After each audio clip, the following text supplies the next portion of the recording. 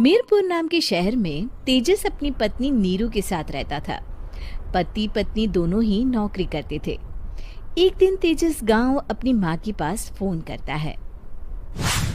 Hello, प्रणाम माँ। जीते रहो माँ, तुम दादी बनने वाली हो हैं? अरे वाह, ठीक है बेटा, मैं कल ही आती हूँ। जब माँ जी शहर पहुंची तो बेटे बहू ने बहुत अच्छे से स्वागत किया। लीजिए माँ जी, चाय। अरे गर्मा गर्म पकोड़े ले आओ माँ के लिए। नीरू रसोई में गई और 2 मिनट में ही पकोड़े ले आई। जी ये लीजिए। बहू जादू से बनाए हैं क्या? अभी तो रसोई में गई थी। यम्मी।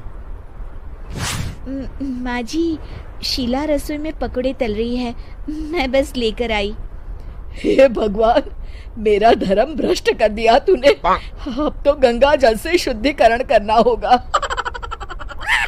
दूसरे दिन, माँ जी मैंने नाश्ता बना दिया है, ऑफिस जा रही हूँ। पर अभी तो घर का सारा काम पड़ा है। शीला आती ही होगी, झाड़ू पोछा बर्तन कपड़े वो सब कर लेगी। हमारे जमाने में घर का सारा काम हम ही करते थे। जी माँ जी, आप बहुत होशियार हैं, मैं घर ऑफिस दोनों नहीं संभाल पाती। तो जरूरत क्या है घर से बाहर जाकर चाकरी करने की? वैसे भी घर का काम खुद करने से घर में बरकत आती है, समझी? पर माँ जी। पर वर कुछ नहीं, इस महीने की पगार मिले फिर ऑफिस बंद। हाँ। रात को नीरू तेजस से कहती है, सुनिए जी, माँ जी बोल रही थी कि मैं नौकरी छोड़ दूं। वैसे ठीक ही तो है, अभी तुम्हें आराम की जरूरत है।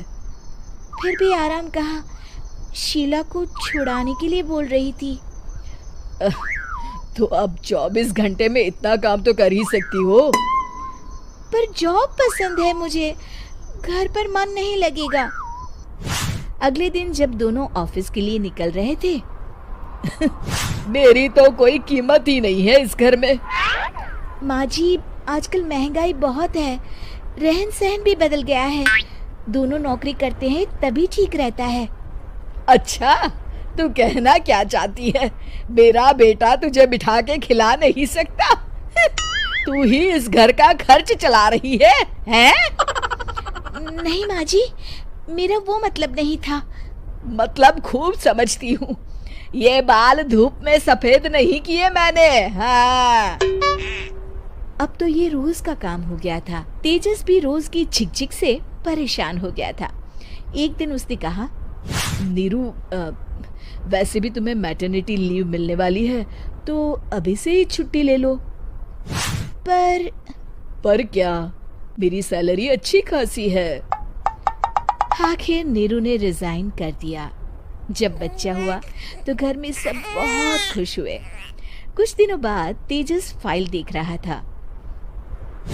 क्या हुआ तेजस, कुछ परेशान लग रहे हो? हाँ, वो हमारी जितनी सेविंग्स थी वो तो हॉस्पिटल में और छठी के फंक्शन में खत्म हो गई है नीरू। और अभी वैसे मंदी चल रही है तो मैं बोल रही थी कल मुन्ना को हेपेटाइटिस का टीका लगवाना है। नीरू, क्या पोस्टपोन नहीं कर सकते? नहीं जी, बिल्कुल नहीं। अब तेजस को समझ में आ रहा था कि उससे गलती हुई है। पैसों की कमी का असर घर के माहौल पर भी पड़ रहा था। अगले दिन, बेटा मेरा चश्मा और ये दवाइयाँ ले आना, पर्चा देते हुए माँ जी ने कहा। जी। तेजस, मुन्ना के लिए दूध का डिब्बा और डायपर भी ले आना, और ये किराने के सामान की लिस्ट है, इसे भी लाना है। तेजस गुस्से में लिस्ट मरोड़कर फेंकता है और चिल्लाता है, पैसे क्या पेड़ पर उगते हैं? ये ले आना, वो ले आना। अरे पर ये जरूरत का सामान ही है। वो गुस्से में बिना कुछ कहे ऑफिस चला गया। अरे लंच तो ले जाइए। नीरू दौड़कर डिब्बा पकड़ाती है एक दिन खाना खाने के बाद, नीरू, अब तो मुन्ना कुछ बड़ा हो गया, तो अब तुम वापस ज्वाइन कर लो ना जॉब। पर इस रिसेशन में जॉब मिलना बहुत मुश्किल है। ट्राई तो करो। फिर मुन्ना? माँ जी है ना, और एक फुल टाइम मेड भी लगा लेंगे। पर माँ जी, उन्हें तो पसंद नहीं। तभी माँ जी वहाँ आ जाती है और प्यार से नीरू के सर पर हाथ फेरते हुए बोलती है, अब मेरी समझ में आ गया बहू, पहले के और अब के समय में अंतर है। तुम काम शुरू करो, मुन्ना की जिम्मेदारी मेरी। मेरी प्यारी माँ जी। ये कहकर नीरू उनके गले लग गई। शिक्षा, परिवर्तन संसार का नियम है, हमें भी समय के साथ चलना चाहिए।